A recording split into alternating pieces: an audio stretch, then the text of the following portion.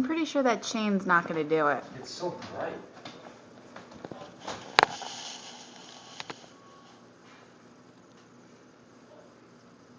Oh, that should be fun. Oh, man. Oh, boy. Oh, shit. You're kidding me. Yeah. I don't know why no one's, like, tried to shovel this out. You know, by his wheel? Well, because it's so compact. That's why he's spinning. That's why he can't go anywhere. What they really need to do is put a piece of plywood underneath him. Put a piece of plywood underneath it? Underneath the tires, so he's got some tread. You think I'm kidding?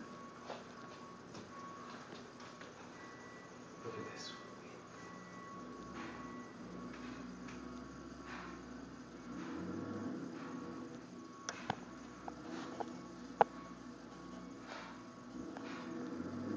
Holy crap.